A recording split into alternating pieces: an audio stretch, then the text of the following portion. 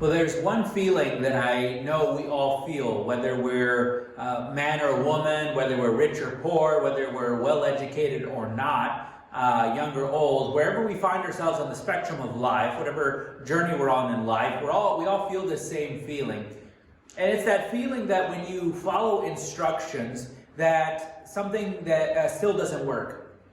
Now, that seems like really general, like when I say that, right? That you follow instructions and something doesn't work. But we know how much this applies to so many of the things that we do just, generally in life, like building something. I'm sure I'm not the only one in my household. You're not the only one in your household who's had to put something together. Or maybe you have to work on your car, or maybe you have to work on the yard, or maybe you got to put a piece of furniture together. And with all these things, many times there's instructions that we have to follow. And we've all been in that situation where you followed all the instructions and you're trying to put this thing together, you're trying to make this thing work, follow all the instructions from step 1 all the way to step 10 or whatever steps you have to take. And at the end of all of that, you find out that whatever it is you put together, whatever it is you're trying to get to work, doesn't work. Now this happened to me recently, we're trying to put a new garage door opener on our garage and trying to program it. I followed all the steps with the button it told me to do, followed it over and over again, started again, did it all over, cleared everything, started all over, kept doing it over and over and over again, got to the end of it, and it still didn't work. Now, thankfully, we got it to work because I had to do something else that wasn't in the steps that I had to do to get it to work. But see, that is the case with all of life, is that there's so many times that we follow the instructions and it doesn't seem to work out for us. And so that's all too common, right? That this happens to us with the things that we build, the things that we try to get to work in life. But how true is this for just our life in a very deep sense? Right? Because when we look at it in a very deep sense, here's what we believe, is that we believe that if I live right, life will go well. So in sort of practical terms here, that if we follow the instructions of life, that life is actually going to go well for us, that we're actually going to have a good life. Now, I think really what's ingrained in our culture, at least in the West, what's ingrained in you and what's ingrained in me, is this whole idea of karma. Now, if you've lived life for long enough, you realize that karma really isn't all that true. Even though that so many people believe in it, that they believe, oh, you did something bad, well, karma's going to come back and get you. Well, that's not the case, right? If you've lived life, you realize that karma really isn't true at all. But we believe it. We hang on to it, right? That's something we hope for in life. Because if the bad things happen to people who do bad things, that's what karma says, that good things should happen to people who do good things or good to good people. And so we believe that if I live right, that life will go well. If I follow the instructions, that life is actually going to turn out well for me. But again, that's, I think, a little too optimistic about life. I wish things worked out that way. I wish that if we always, and I should say wish because that's sort of flippant, but I would hope that maybe, life would turn out to be where if I did good things would happen to me, that if I did bad things, that sure, bad things should happen to bad people. But we realize life doesn't work that way. Many times you might see in life that someone who does really good, who lives right, who follows the instructions of life, still isn't getting ahead in life. And you see the person who is cutting corners getting ahead in life. Right? So it seems that our world is a little bit backwards, that what we think we believe deep down, that is if I live right, life is actually going to go well. That isn't how life really works at all. Now, I think when we bring this over to faith, when we bring this into Christianity, I think there's a lot of people, and maybe this is you. I know I found myself in this position before, but I think we find ourselves in a place where we come to Jesus, right? We begin to follow God, and we believe that really our problems are all going to go away.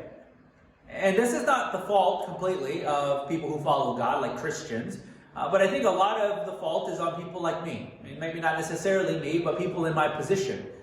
And people in my position of leadership or pastors and leaders of churches, where we make it out to seem that if you begin following Jesus right now, that all your problems are going to go away. Now, we believe with great certainty and confidence that when we follow Jesus, that it solves the problem of our sin. Now, of course, it doesn't mean we're not going to be tempted. It doesn't mean that we're not going to be weak. It doesn't mean we're not going to fall. It doesn't mean we're going to do something, not going to do something in our life that we're going to regret for the rest of our lives. Right? It doesn't mean that at all. But it just means that when all this life is said and done, that the reason that we do spend eternity with God, the reason we can live a full life today is all because of Jesus. Right? That's really what that is, right? But that doesn't mean that it takes us away from our problems. It doesn't take us away from the challenges of life. It doesn't make everything just go away that's bad. A lot of people look at Jesus as this sort of magic pill that if you eat it, right? If you eat this pill, right? You drink it down and somehow, some way, everything is just better. But we know that as we go through life, whether we're followers of Jesus or not, that as we go through life, that we realize that it doesn't always work out the way we hope, right? Life may not always work out like we think. We could live right. We can follow the instructions of life. We can be the holiest of people in following Jesus, the most righteous of people. And this is still true for us, is that life may not always work out the way that we hope. Now, this is a testimony of the prophets, I should say testimony of the Bible, and we see this with the prophets in the Old Testament. There's some prophets who were living, or many prophets living righteously, living for God, and they do what God has asked them to do. Right? So God tells them, hey, you need to go tell this king, talk to this king, and tell them that I don't agree with what they're doing. That prophet goes and tells the king, hey, you're not supposed to be doing this, and instantly that prophet is now fleeing for his life, or that prophet has to go into hiding, or nobody likes him. So even though he's living righteously, he's living as he should, and thinking, okay, if I go say the right thing, if I do the right thing, that everything's going to be better. But yet, in fact, they end up getting suffering, they end up getting pain, and having to flee, end up having to hide so that they don't get killed. You see this even with someone like the Apostle Paul. So he wrote most of the New Testament, and we know before in his before Christianity, before he converted to Christianity, we know that he was a persecutor of Christians. And he was a very devout Jew who hated Christians, had them put together or got together so that they could be persecuted or put into jail or beaten. He's appeared before a bunch of beatings and the stoning of Stephen, and it said he approved of what was going on. But you see, after his conversion to Christianity, right, what we see happen in him is that he follows Jesus with all of his heart. He gives all of his life to Jesus.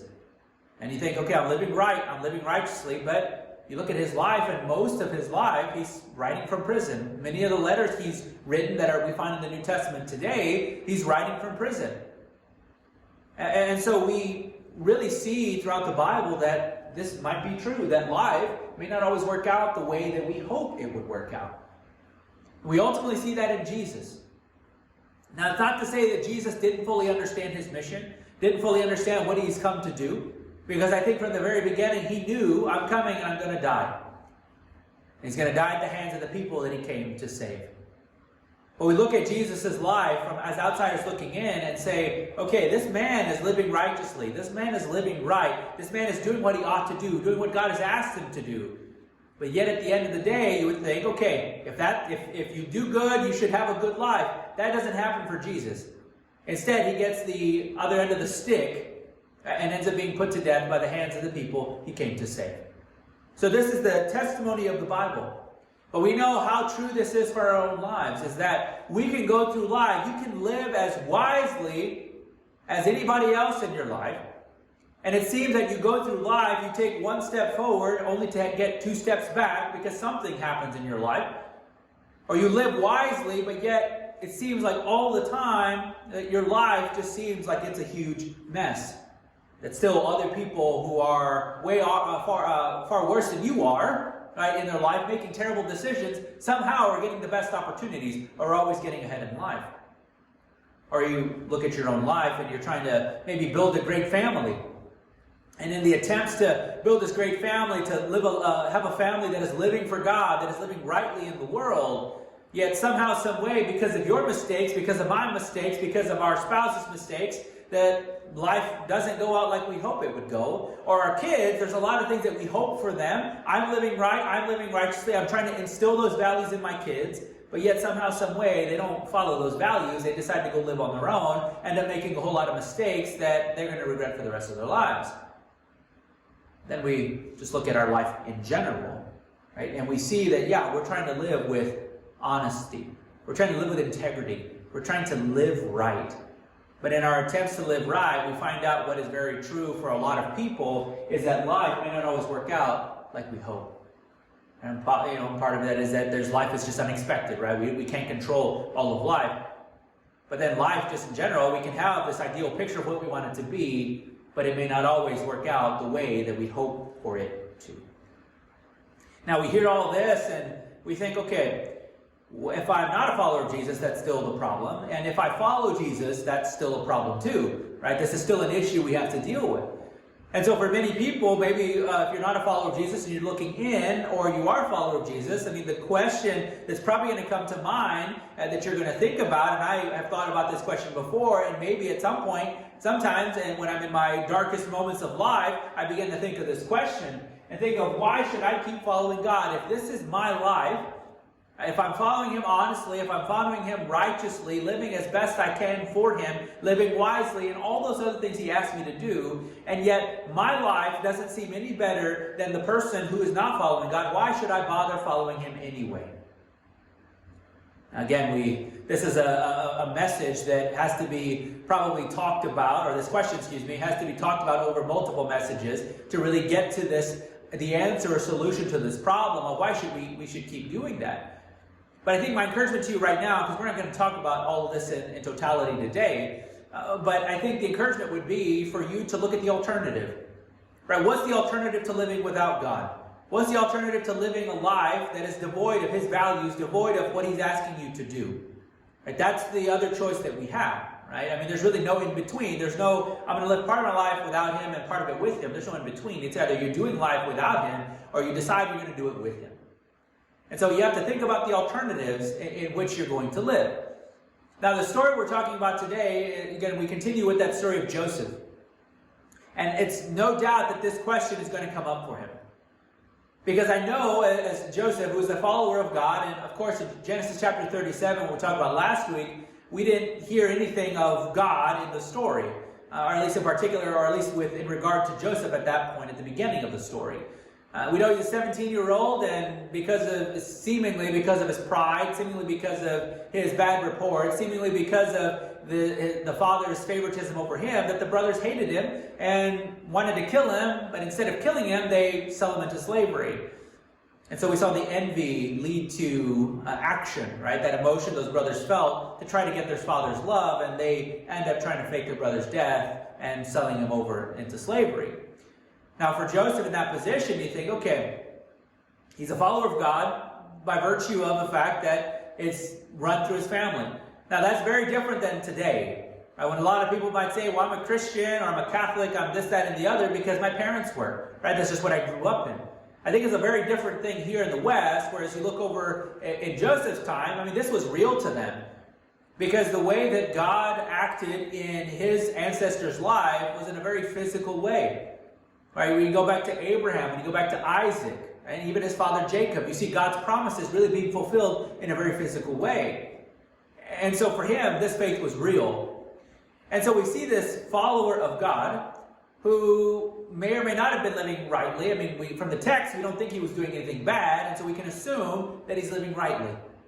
And yet, even in all of that, he gets sold into slavery at the young age of 17. And we know he's going to be taken over to Egypt. That's what we're going to read about today. But the question that will probably come up, and I think based on the story today, is going to be that question, right? Why bother following God? Why keep following God if you're following Him right, if you're trusting Him, and yet your life doesn't turn out the way that you would hope? And so when we go to Joseph's story, it's a great story. I mean, it's no mistake that, chapter 37 through chapter 50 of Genesis is all about Joseph. Because what we're really trying to see is the redemption of God's people. Right? From chapter 1 all the way, I should say chapter 3, because chapter 1 and 2 is God creating everything. Chapter 3 is when we mess it all up. And all the way through there up to 37, we see a lot of dysfunction in God's family. We still see that dysfunction in Joseph's family. But God is trying to redeem that through Joseph. And now we're going to go to Genesis 39. And 39, we did 37, 39. We're skipping 38. There's a lot of really interesting stories there, an interesting story. So I'd recommend you go and read it. But just to kind of give you in brief, we talk about the dysfunction of this family of Joseph. We see an example of his brother who shows himself to be very dysfunctional. So Judah is the main character in chapter 38. And 38 and 39 paired together, you sort of get this idea or story of like a tale of two brothers. Like how one brother acts in his life, how another brother acts in his life in a very similar situation. Chapter 38, you see Judah who ends up sleeping with a prostitute, and that is probably saying it in a very positive way instead of how the whole story really unfolds. So go and read it. But what you really see is that you see this man Judah in the face of sin, who, as a follower of God, indulges in that sin. Right? And life for him doesn't turn out the way it should turn out. But then we see the flip side of that, where we see Joseph respond in a way that he ought to. He lives rightly. Right? He is living for God and does the wise thing. But then the question is going to become, right, does life turn out for Joseph as he would expect, or as we as readers would expect it to turn out? And so here's the story. This is chapter 39 of the book of Genesis, and here's how it goes. It begins, now Joseph had been taken down to Egypt. Potiphar, an Egyptian who was one of the Pharaoh's officials, the captain of the guard, bought him from the Ishmaelites who had taken him there. So we are introduced to the story, right, given Joseph, right, who has been sold into slavery, taken down to Egypt, and he is in the household of the captain of the guard, right? And so this captain of the guard is probably some high-up official, and so this is sort of the context of the story. And then it says this, the Lord was with Joseph, so he's in slavery, he is been sold by his own brothers, and he's probably thinking, I'm alone, right? I'm not with my brothers, I'm not with my family, I've done something wrong, maybe. But it says that the Lord was with Joseph. And this is a great thing because we see that through the rest of the chapter about 5 times or so. Something to the extent of the Lord was with Joseph, or the Lord blessed Joseph, or the Lord blessed other people because of Joseph. So we see that in there. And he lived in the house of his Egyptian master. When his master saw that the Lord was with him and that the Lord gave him success in everything he did, Joseph found favor in his eyes and became his attendant. Potiphar put him in charge of his household, and he entrusted to his care everything he owned. From the time he put him in charge of his household and all that he owned, the Lord blessed the household of the Egyptian because of Joseph. The blessing of the Lord was on everything Potiphar had, both in the house and in the field. So Potiphar left everything he had in Joseph's care. With Joseph in charge, he did not concern himself with anything except the food that he ate. So this is a great detail about Joseph's life, is that he is being blessed by God. Now this is really reminiscent of what we see in the covenant that God makes with Abraham. Right? This would be Joseph's great-grandfather. And so we see with that covenant that God tells Abraham, like, I'm going to bless you, but then through you, I'm also going to bless the nations. I'm going to bless other people. And we see that really play out here, in that Joseph is being blessed by God, but then to the same extent, he's also blessing Potiphar's house. And Potiphar notices that, puts him all in charge of everything. That at some point, he's so blessed that the only thing that Potiphar has to worry about are the things that he actually eats. Right? Everything else was in Joseph's care, because I think Potiphar believed, or saw, okay, God's favor is on him, and I'm going to entrust him with everything, because then if he's prosperous and successful, I'll be prosperous. I will be successful. Now, if we stop the story here, this would be great, right? This would be a happy ending to this story. Joseph gets sold into slavery, and now something good is happening to him, right? Something good in his life is happening. He's living righteously, wisely. God has turned this all around and is now giving him success and giving him prosperity. So we see all this happening, like, okay, end of the story. That's great. But there's more to the story that we see, and we hope that it turns out well for Joseph, but how does it turn out? But then it says, now Joseph, okay, so we're switching the narrative here. Now Joseph was well-built and handsome. And after a while, his master's wife took notice of Joseph and said, come to bed with me. So we switched sort of like almost abruptly in this narrative. We're given all this prosperity of Joseph. This is great stuff, positive stuff about Joseph. But then now we are put into this other sort of situation. And the Bible tells us that Joseph was well-built and handsome. And if you notice, if you've read the Bible to any extent, you realize that there's not a whole lot about like physical features. Now, when it does list physical features of a person, that it probably has something to do with the story, that it's going to be important to the story. And so for the person who wrote this, the author, he's telling us, okay, he's well-built and handsome, so there's going to be something that's going to happen that has to do with that. And what happens instantly is we see that Potiphar's wife is now sort of obsessed with him, and we'll see that kind of throughout the story, is that she likes him, right? She wants to sleep with him. Now, what's interesting here is that, you have this wife of this high-ranking official, and she shows so much of like a lack of loyalty to her own husband, when we're about to see the loyalty that Joseph has for her husband. And so we see here Joseph being faced with sort of a decision. And we're given here in just a second, I'm not giving it to you yet, but what is Joseph's response to this actual proposal that she wants to sleep with him? What is Joseph going to do? Now, when we see this context as someone who's living wisely and righteously, we think, okay, he better refuse. He better not say yes. He better just run away. He better not do what maybe his desires want him to do. Now, I think for many of us, we should probably talk about the deeper thing that's going on here. The deeper thing that it causes us to ask ourselves. Now, because when we look at this, many of us will say, okay, well, I'm talking about sleeping with somebody else. I'm not in danger of having an affair. I'm not lusting over somebody so deeply right now that I want to sleep with them. And we're like, okay, well, I'm not doing that, so I'm off the hook. Right? I don't have to worry about those kinds of things. But there's a deeper thing that it's asking us here, is that in the midst of this life, that as we're living righteously, as we're living wisely, as we're living right for God, as we're trying to do what He's asked us to do, that as we go, we're going to encounter things that are going to make us, or going to trip us up, or make us sort of make the wrong decisions, or make decisions that we're going to regret for the rest of our lives. And so we're faced with that choice. What are we going to do? Now, for many people, they're really encapsulated in the fact that our culture has certain values and certain ways of telling us how we should do things. Now, this is even for people who aren't Christians. People who aren't Christians might engage more with what the culture says we ought to do, and the culture, maybe in this situation, would say, hey, if it feels right, maybe it's right. And so then they would have no disagreement with Joseph. They might even encourage him to go ahead and do it. If this is what your desire is, if this is what you feel, go ahead and do it. And so as followers of Jesus, though, as we're living righteously, living wisely, we may try to do things that God asked us to do, but the world may not agree with it. We're going to face that opposition as we go through life. But we hope that as we live righteously, as we do the things God asks us to do, that life will turn out for us. That's what we hope deep down, that if we live right, that life will turn out well. But the truth is that even if we're living righteously, living wisely, because we live in a broken, fallen world, that life may not always work out the way that we hope. And so what do we see for Joseph? He does the right thing, but he refused.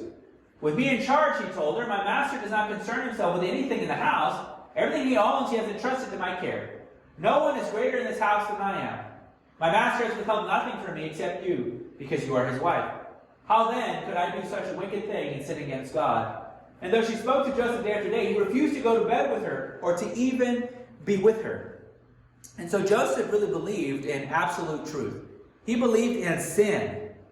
Because he looks at this and he says, okay, he refuses at first, and he says, look, I'm in charge of everything. And that's not the reason why he's saying no, that he's been elevated to a high position. I'll lose my job if I decide to do this.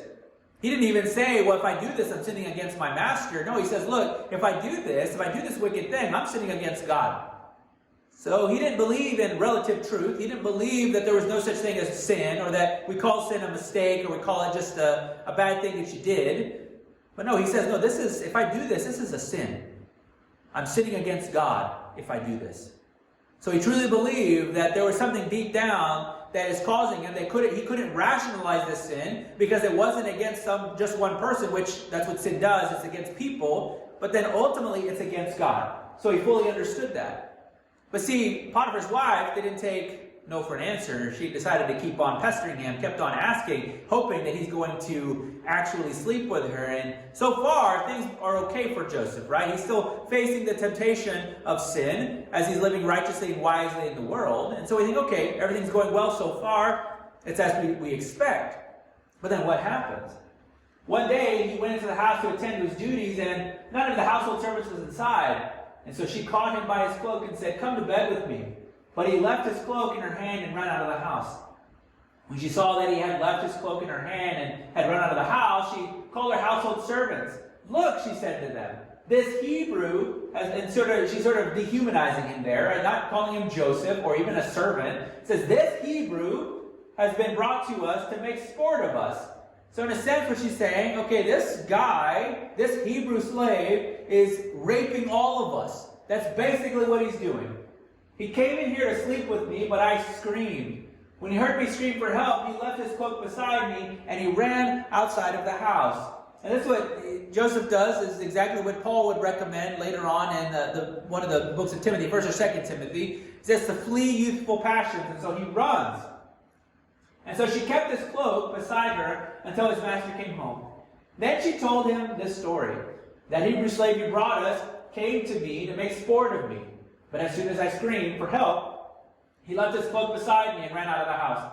When his master heard the story, his wife told him, saying, "This is how your slave treated me." He burned with anger. Joseph's master took him and put him in prison, the place where the king's prisoners were confined. And I really find this part of the story really interesting, because I want to think that the author was putting some kind of sarcasm here whenever he says that she told him this story. It's almost like he's already saying, okay, maybe this is a little bit made up, right? She began to tell him this story. And she told him again, kind of what she told the servants, this Hebrew, right? This Hebrew slave you brought. And that's kind of, the Egyptians really didn't care much for the Hebrews. You go back, you're going to see that whenever you get to like the book of Exodus, where the Hebrews are enslaved in Egypt. And so they didn't really care for them, and so they might as well just have them all as slaves. And so this Hebrew slave you brought us, she says. So this sort of enemy of the state that you brought into our household, he came to make sport of me, to rape all of us, basically. Like, you brought him in. Now, this is kind of like a side note, but usually for somebody who is deep in sin, someone who's deeply in the things that are in quite in opposition to God, is that you find that they take no responsibility for it. Now, you might find someone in your life who does something wrong to you and they never take responsibility for it. That's someone deeply ingrained in sin, right? Or deep in sin, right? Because they take no responsibility for it. And that's why she says, look, you brought him to us. So it's not my fault that he tried to sleep with me, or that I tried to get him to sleep with me. It is your fault, right? You have brought that before me, and so now we're in the situation all because of you. But then, so she tells him the story, and then it says that he burned with anger, right? And I think what's interesting there is that, it doesn't tell us, and the author doesn't say who he was angry at. I think it's possible that he was angry at Joseph. I think it's also possible that he was angry at his wife. And the reason I say that is because you look at the punishment for what Joseph did. In that time, just attempted rape probably would have been at least a beating, a really bad beating, if not death. I mean, any official in that time, and this Potiphar wasn't a high official, probably wouldn't have thought, had a second thought about actually killing him. And nobody would ever know. No one would ask questions. But he doesn't do that. Instead, he puts him in prison, and he doesn't put him in any prison. He puts him in the prison where all of the king's prisoners are. So this is probably a better prison than all the other prisons that are over there. And so he's probably in a better position. So you look at the punishment, it doesn't quite fit the crime, right? That he should be punished more, but he's not. And so it's quite possible that Potiphar actually even questioned his own wife and didn't know and didn't believe that she was actually being truthful, because he probably trusted Joseph and knew his character and knew he wouldn't do that. And so far, we see this man, Joseph, who's living righteously, who's living for God, who's living wisely. And are things turning out for him? So far, no. So far, we're not seeing this play out for Joseph. We're not seeing him have a good life, live a good life. But what we do know about Joseph is this, is that while Joseph was there in prison, the Lord was with him. He showed him kindness and granted him favor in the eyes of the prison warden. So the warden put Joseph in charge of all those held in the prison, and he was made responsible for all that was done there. The warden paid no attention to anything under Joseph's care, because the Lord was with Joseph and gave him success in everything that he did. Now, I really love kind of what this story really encapsulates, right? That despite the circumstances that have gone in John and Joseph's life, that God has always been with him.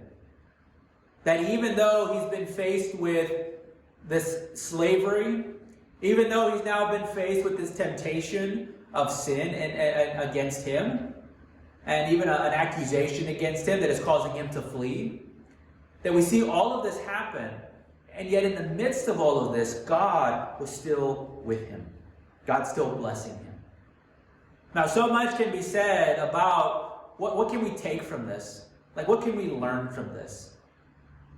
But I think what's the prevailing truth that I think that it's always on our minds, it's always on our journey, right? Whether we're getting ahead in life or whether we're taking like many steps back in life, is that continuous thought of that life may not always work out like we hope. That no matter how we're living in life, the fact that we're human, and because we live in a broken, a fallen, and a sinful world, like we're always going to be faced with this truth. That life may not always work out the way that we hope. And that question comes back again, like, why bother following Jesus? Why bother following God? Why bother being faithful? Why bother being righteous? Right? That's the issue that we deal with. That's the thing that we have to confront. Now, I wish the end of the story of Joseph's life was listed right here. We're not going to see that for a few more chapters. But what we see here is that despite the circumstances, is that God is with him. And I think what this takes for Joseph is this takes some semblance of trust. That he has to trust what God has asked him to do. That he's got to trust this journey with God. Because we haven't got to the end of it. Now, I've read the end of the book. You've probably read the end of the book. You probably know how this works out for Joseph. Is that Joseph ends up getting elevated to a very high position in all of Egypt. And so we know that eventually, like, this will work out for him. But we know that in the meantime right now, and for many of us, we fall into the same category, is that when we're following God righteously, we're trying to live righteously, we're trying to live wisely, is that in the midst of all of that, we have to trust. That we have to trust that God is going to work out all these situations that we find ourselves in. That we're going to still trust God that even when there's other people's sin that are causing us to go astray or are tripping us up, that we're still going to trust him that he's going to work things out. And that we're still going to trust God even when things don't work out the way that we hope. And we look at Joseph's story, and this is many of our stories. Right? We have walked this life, we are walking that life, or maybe we will walk this life. That we will face challenges in our walk with God. We will question our walk with God. We will say, God, like, I don't know what you're doing in my life, and I don't know if I should keep following you because this life is bad. It's terrible. I might be better off living without you. Those temptations are there. But we have to have that trust, that confident trust, enough that we want to see it through. That we want to trust God that he will also see us through. And that even though life may not always work out the way that we hope, that the alternative to live without God means that we absolutely have no hope despite these circumstances. But that with God, we can still hope he'll still be with us. And that somehow, some way, he can bring some good out of these situations that we face every day. Let's pray. Well, God, thank you so much for your love. Thank you so much for your care. Thank you that you don't leave us here alone, that you don't make us figure out this life with you on our own. That you hold us by the hand, you guide us, you lead us. You wipe the dirt off our faces when we fall. You show so much care and compassion towards us. So, Lord, I pray that you would help us all to just have hope in the midst of our circumstances, that as we try to live for you, as we try to follow you, that it doesn't seem like life always works out like we hope. But that, Lord, that we would trust in the midst of these, and that ultimately we put our hope in you and not in our circumstances, that you can bring some good out of these situations that we face every day. We give our lives to you. We give our time to you. We give our life to you. We give everything to you, Lord, in Jesus' name. Amen.